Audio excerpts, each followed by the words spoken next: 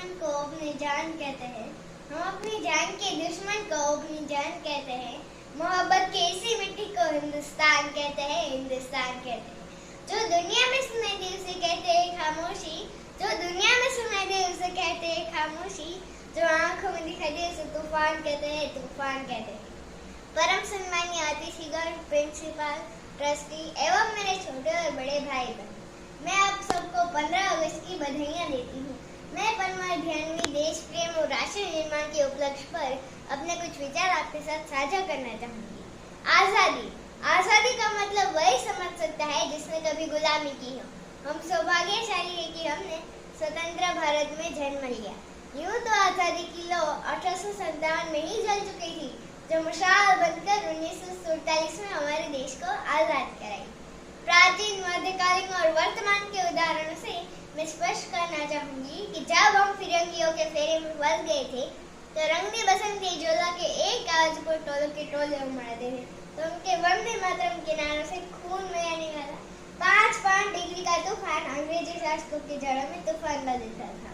लोग मर जाते थे, मिट जाते थे, फांसी चढ़ जाते थे, तो वो भी अपनी देशभक्ति साबित कर रहे होते थे, क्योंकि ये उस दौर की देशभक्ति का असर थी।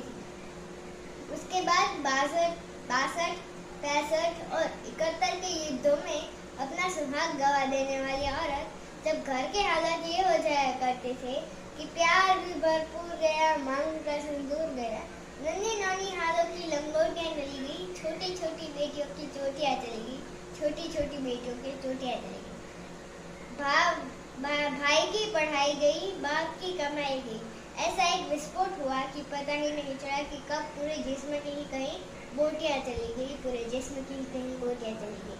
आपके लिए तो एक आदमी मरा है साहब, किंतु मेरे घर की तो रोटियां चली गई, मेरे घर की तो रोटियां चली गई। वाले हालात पैदा हो जाने के बावजूद भी एक माँ अपने बेटे को सरहद पर दुश्मन की धज्जियां उड़ाने के लिए भेज देती थी और उसे पत्र लिखा कर भेजा करती थी कि अम्मा ने खत लिखा है बड़ी चाव से, अम्मा ने खत लिखा है बड़ी चाव से कि पुत्र मेरे ना घबरा जाना, एक जे पीछे ना हटना, चाहे ईंट चीज कट जाना, चाहे ईंट चीज कट जाना। इस तरह पूरा परिवार अपनी देशभक्ति साबित कर रहा होता था। तब देश बलिदान मांगता था, तब देश लड़ जाने को, मिट जाने को, फांसी चढ़ जाने को कहता था। किंतु आज देश लड़ जाने को, मिट जाने को, फांसी चढ़ जाने को नहीं कहता, बल्कि मेरे विचारों में अगर कोई व्यक्ति अपना काम पूरी ईमानदारी, मेहनत और लगन से करे तो वही सच्चा देशभक्त है। मैं नहीं मानती कि फेसबुक और व्हाट्सएप के डीपी को 3 रंग में रंगना ही देशभक्ति है। और यदि आप कहेंगे कि साल में 2 बार हाथ में तिरंगा ले लेना देशभक्ति है, तो मैं पूछना चाहूंगी कि फुटपाथ पे रहने वाला वो बच्चा ट्रैफिक की छाव में नंगे पाँव में जब तिरंगा बेच रहा होता है, तो क्या आप उसे देशभक्ति कहते हैं? ये उसकी देशभक्ति नहीं, ये उसके पेट की भूख की शक्ति है जो उसे ऐसा करने को मजबूर कर देती है। क्योंकि ना मस्जिद को जानते हैं, ना शिवालों को जानते हैं, ना मस्जिद को जानते हैं, ना शिवालों को जानते हैं। जो पेट के भूखे होते हैं ना, वो सिर्फ भोजन करने वालों को जानते हैं, वो सिर्फ भोजन करने वालों को जानते हैं। अपना परिवार, अपने समाज, अपने देश के लिए समर्पण का भाव है देशभक्ति। हर देशद्रोही के जीवन में आने वाला तूफान है देशभक्ति। हर देशद्रोही ये समझ सके कि अगर तू परिंदा है तो ये आसमान तेरा है, अगर तू दरिंदा है तो ये शमशान तेरा है, भाईचारे से रहना है तो रहे इस जमीन पर, वरना ये कब्र भी तेरी है और कब्रिस्तान तेरा है और ये कब्रिस्तान तेरा है। लेकिन एक देशद्रोही से ज्यादा देशभक्ति तब बात होती है जब एक बेटा अपने बूढ़े माँ बाप को वृद्धाश्रम की चौखट पे छोड़ाता है।